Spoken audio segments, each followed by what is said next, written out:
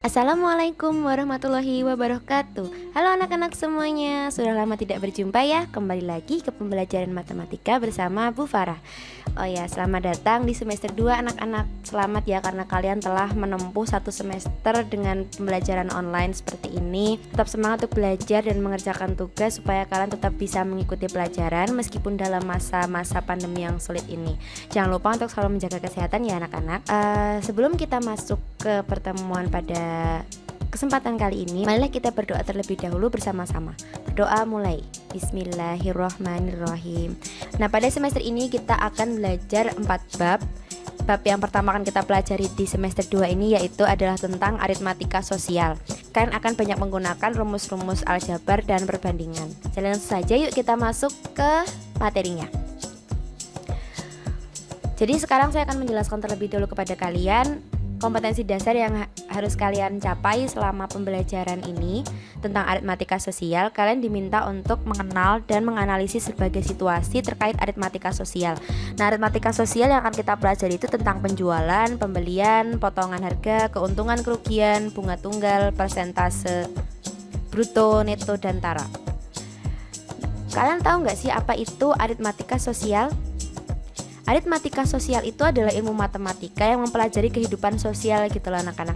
Kan kalian sering bingung nih, matematika itu gunanya dalam kehidupan itu apa? Nah, inilah yang paling sering muncul dalam kehidupan kita sehari-hari, yaitu tentang menghitung harga beli, harga jual, untung dan rugi dalam jual beli, ada diskon dan pajak juga, presentase bunga, bruto, neto, tara, dan lain sebagainya. Itu adalah aritmatika sosial yang paling dekat dengan kehidupan kita, yang paling sering diimplikasikan dari rumus-rumus dari soal-soal matematika ke kehidupan nyata. Apa aja yang akan kita pelajari pada bab ini, pada materi yang sekarang ini tuh? Yang pertama, kita akan menentukan penjualan dan pembelian, jadi harga jual dan harga beli. Kemudian kita akan menentukan tentang keuntungan dan kerugian dalam jual beli. Dan kita juga akan mencari diskon dan pajak, terus harga setelah didiskon dan dipajak itu seperti apa. Kemudian kita juga akan mempelajari tentang persentase, bunga tunggal dalam tabungan dan pinjaman. Kemudian yang terakhir kita akan belajar tentang bruto, neto, dan tara. Oke, jadi bruto, neto, dan tara nanti juga akan saya jelaskan itu apa. Semuanya akan saya jelaskan dulu.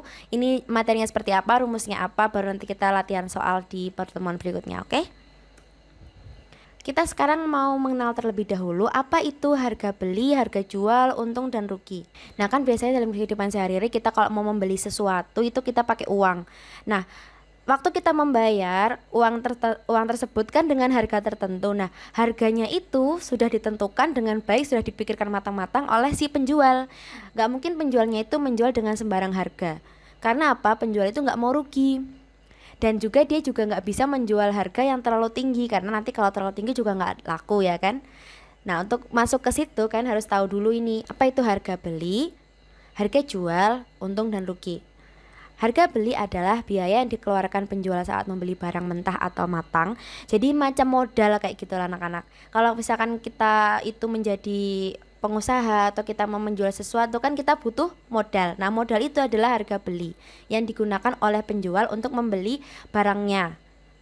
Kemudian harga jual itu adalah harga yang ditetapkan penjual kepada pembeli atas barangnya. Jadi setelah kita sebagai pengusaha membeli barang dengan modal, kita pasti jual dengan harga yang lebih tinggi, ya kan? Nggak mungkin kita jual dengan harga modalnya itu, bener nggak? Nah, itulah kemudian kita masuk ke untung.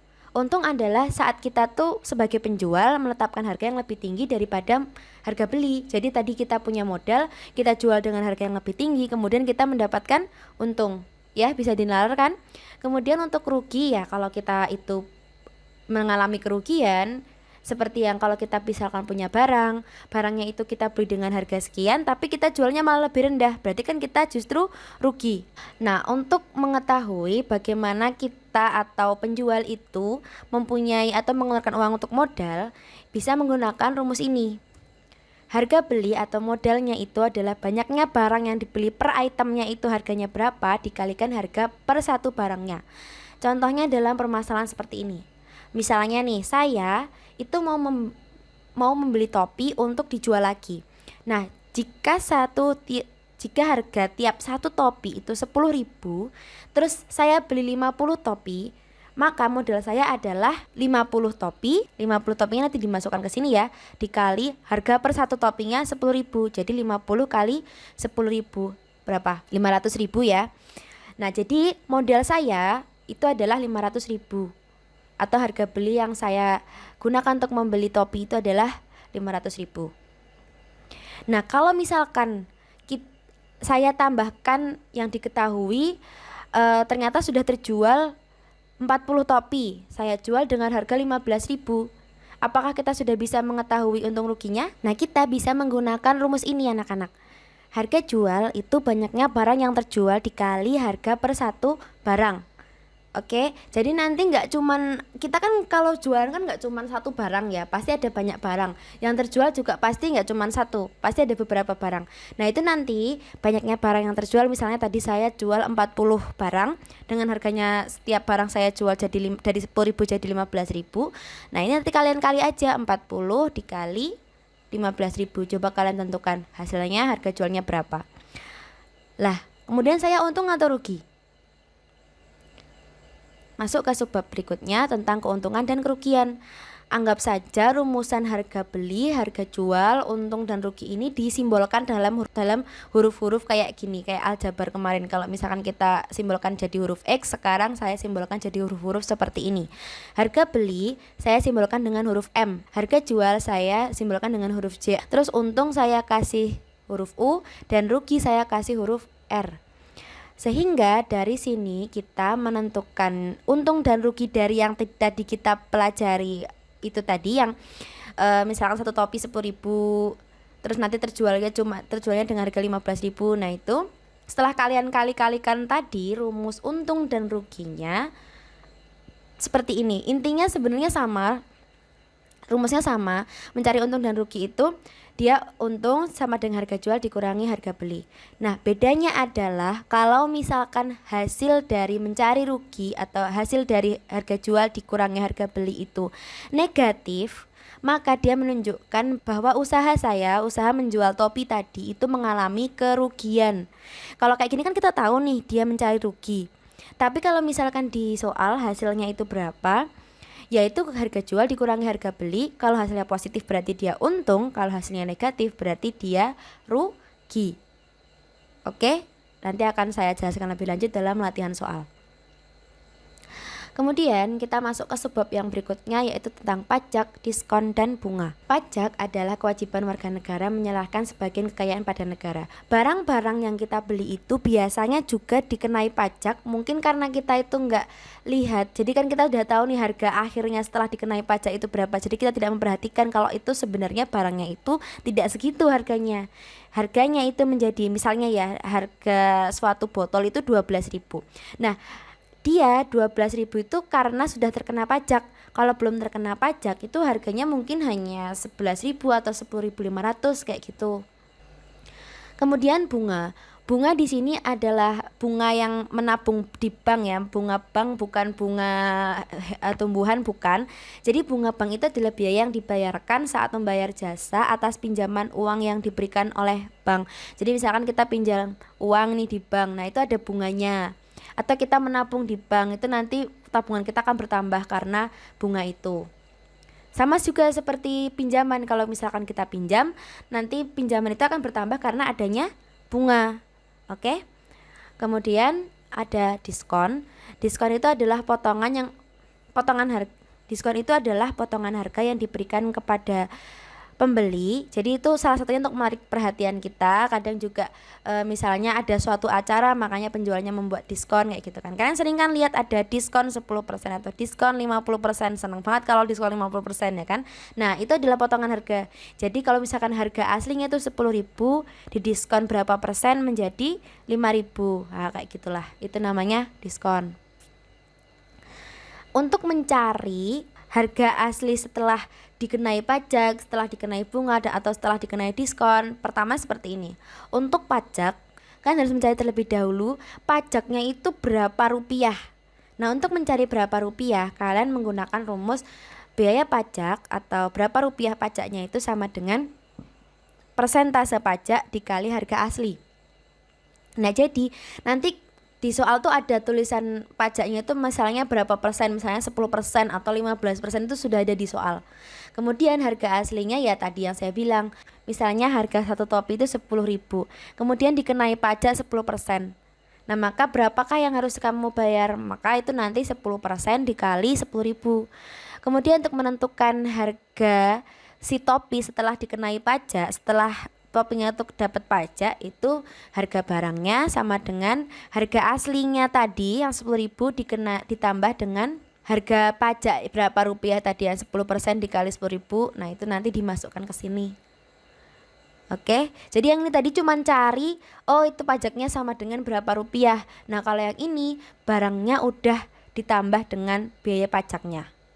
Oke, masih bingung? Diulangi lagi ya videonya. Nah, ini lanjutannya ya, rumus diskon sama kayak rumus pajak. Jadi dia nanti dikasih tahu misalkan topi harganya 10.000, didiskon 50%. Berapa harga topi sekarang kayak gitu. Nah, untuk mencari tahu itu kan harus tahu dulu diskonnya itu berapa rupiah. Untuk mencari tahu berapa rupiahnya itu, persentasenya tadi misal 50% tadi, 50% dikali harga asli, yang mana harga aslinya 10.000 ya. 50% dikali 10.000 berapa? Nanti hasilnya kan jadi rupiah nih. Setelah menjadi rupiah kamu kurang. Oke, jadi kalau pajak kan ditambah harga barang sama dengan harga asli tambah pajak. Kalau diskon ya dikurang dong. Namanya juga potongan harga, ya kan? Oke, jadi bedanya di situ. Nah, kalau bunga ini agak rumit sedikit tapi enggak rumit-rumit banget. Sama kita juga mencari berapa rupiah bunga yang didapatkan. Rumusnya adalah lama menabung. Ini dalam bulan ya anak-anak. Nah, itu jadi lama menabung per 12. 12 ini maksudnya adalah 1 tahun. Banyaknya bulan dalam 1 tahun, maaf. Nah, 12 ini adalah banyaknya bulan dalam 1 tahun. Terus lama menabungnya ini bebas.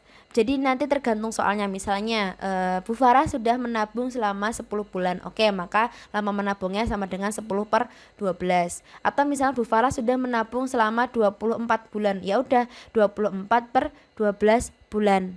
Oke, jadi tergantung berapa bulan. Jangan tahun ya. Kalau misalkan tulisannya itu 3 tahun menabung, kalian harus membuat 1 tahun kalian harus membuat 3 tahun itu menjadi berapa bulan.